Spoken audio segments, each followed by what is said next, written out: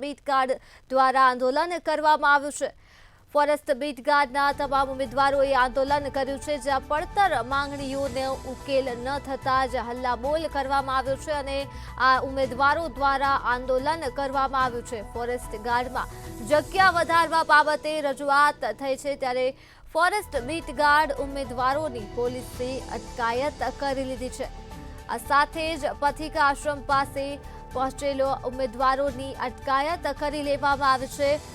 વિરોધ પ્રદર્શન કરી રહેલા ઉમેદવારોની પણ અટકાયત કરી લેવામાં આવી છે પોલીસ દ્વારા। ત્યારે ઉમેદવારો અને પોલીસ વચ્ચે અટકાયતમાં ઘર્ષણો પણ થયા હતા અને નોર્મલાઇઝેશન માર્ક્સ ગણવા બાબતે રજૂઆત કરવામાં આવી છે, જ્યાં 100 જેટલા ઉમેદવારોની પોલીસ દ્વારા અટકાયત કરી લેવામાં આવી છે। ત્યારે મહિલા આંદોલનકારીઓની પણ અટકાયત કરી લેવામાં આવી છે।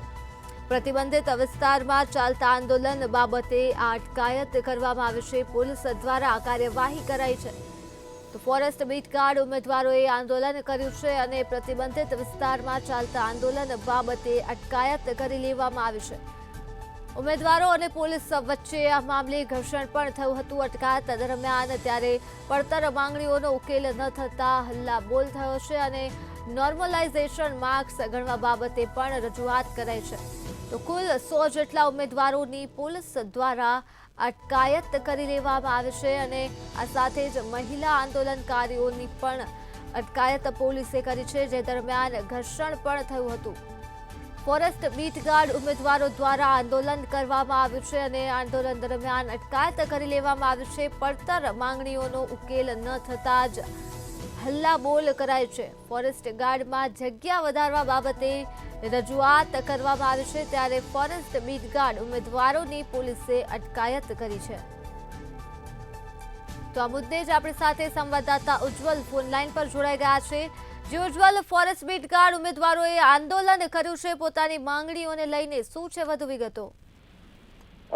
જે બિલકુલ ધર્મી આપણે જણાવી દઉં કે ફોરેસ્ટ બીટ ગાર્ડની જે પરીક્ષા લેવાઈ હતી તેમાં વન રક્ષકની જે ભરતી હતી તેને લઈને લાંબા સમયથી અત્યારે આંદોલન ચાલી રહ્યું છે। રાજ્ય સરકાર વારંવાર બેઠકો કરે છે, છતાં પણ યોગ્ય નિરાકરણ આવતું નથી। આખરે આજે પણ લગભગ 200 જેટલા ઉમેદવારોએ સરકાર સામે મોરચો માંડ્યો હતો। સૌ પહેલા એ લોકો સ્વર્ણિમ સંકુલમાં વન મંત્રી મુળુભાઈ બહેરા તેમજ અરણ્ય ભવન વન વિભાગની ઓફિસમાં હલ્લાબોલ કરીને પોતાની માંગણી રજૂઆત કરવાના હતા। જોકે આ તમામ ઉમેદવારો પથિકાશ્રમ પાસે એકત્રિત થયા હતા, જે પ્રતિબંધિત વિસ્તાર છે। આ પ્રતિબંધિત વિસ્તારમાં સામે સરકારી સિવિલ હોસ્પિટલ પણ આવેલી છે, એટલે આ રીતે જે આંદોલન કરતા હતા તમામની પોલીસે અટકાયત કરી હતી। પરમિશન મેળવ્યા વગર આંદોલન શરૂ થયું હતું, પરંતુ પોલીસ અને ક્યાંક ને ક્યાંક પોલીસ અને આંદોલનકારીઓ વચ્ચે ઘર્ષણના પણ બનાવો બન્યા હતા। ટીંગાટોળી કરી પુરુષ અને મહિલા ઉમેદવારોને બસમાં બેસી હેડક્વાર્ટર લઈ જવામાં આવ્યા છે અને પોતાના જે આંદોલન હતું તેને પોલીસ તરફથી બળ પ્રયોગ કરીને તમામને ખસેડી દેવામાં આવે છે। જોકે વન વિભાગના ઉમેદવારોએ આ આંદોલન ચાલુ રાખશે તેવો મક્કમ નિર્ધાર પણ વ્યક્ત કર્યો હતો। જી ઉજ્જવલ, તમામ વિગતો બદલ આભાર। ફોરેસ્ટ બીટ ગાર્ડ ઉમેદવારોએ આંદોલન કર્યું છે અને આંદોલન દરમિયાન અટકાયત કરી લેવામાં આવી છે પોલીસ દ્વારા। ત્યારે અટકાયત દરમિયાન ઘર્ષણ પણ થયું હતું આંદોલનકારીઓ અને પોલીસના વચ્ચે। પડતર માંગણીઓનો ઉકેલ ન થતાં જ હલ્લાબોલ કરવામાં આવ્યો છે। ફોરેસ્ટ ગાર્ડમાં જગ્યા વધારવા બાબતે રજૂઆત કરવામાં આવી છે, ત્યારે ફોરેસ્ટ બીટ ગાર્ડ ઉમેદવારોની પોલીસ દ્વારા અટકાયત કરી લેવામાં આવી છે। પથિકા આશ્રમ પાસે પહોંચેલા ઉમેદવારોની અટકાયત કરાઈ છે। નોર્મલાઇઝેશન માર્ક્સ ગણવા બાબતે પણ રજૂઆત કરવામાં આવી છે।